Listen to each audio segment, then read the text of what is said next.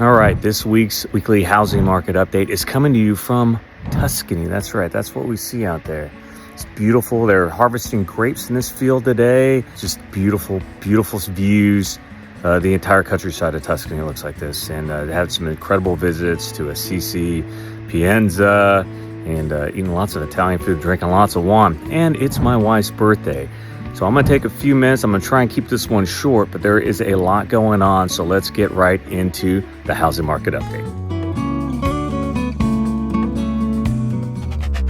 All right, looking at the big three: rates, inventory, and prices. Everything is sideways, yellow arrows. I'd rather have yellow than red. And that's where we're at as we ended this last full week of September. Headline news is housing reports. I had a couple of them come out, give us some hope for the economy, at least for the housing market. Inflation holds serve. We'll get into that. It's the economy, stupid. One of the reasons why interest rates actually didn't go down anymore this week is because we have a strong economy. We'll get into that. And then VA rates are sideways right now. So let's go ahead and let's take a look at the specific reports. Starting off with new home sales. This is for August. And we saw a huge increase in new home sales, over just up to 800,000 new home contracts. It's about a 20.5% increase month over month in August. That's great news for home builders. They need that.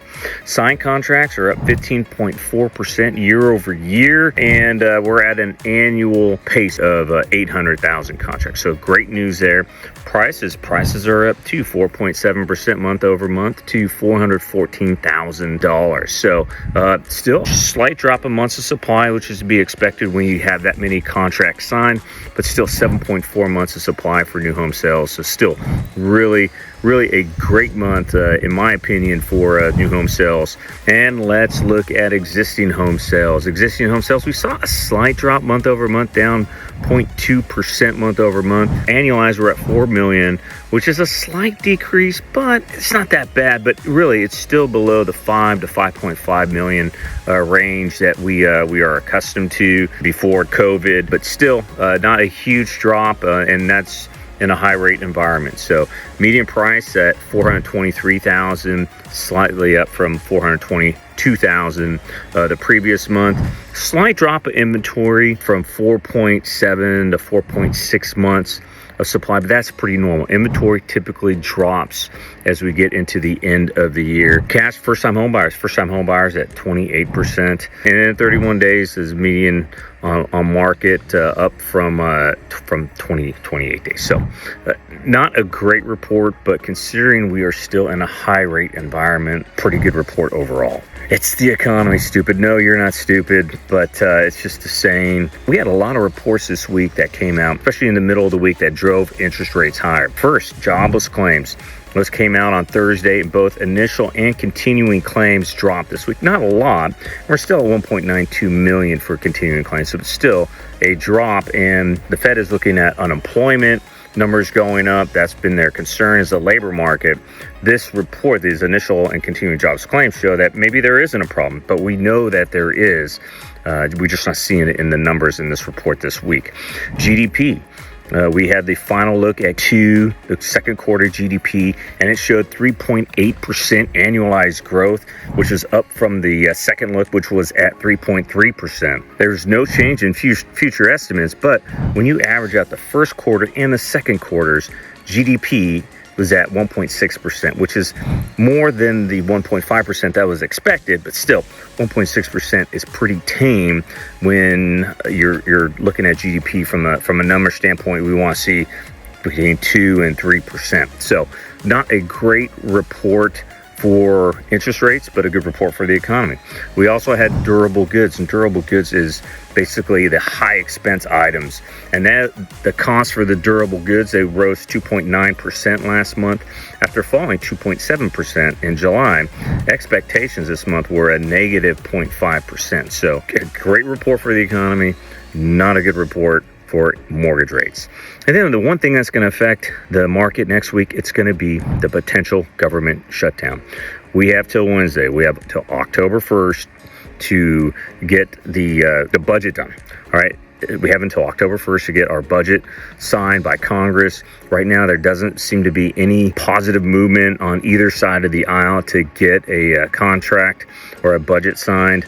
And if the government shuts down, there's a lot of impact there, obviously.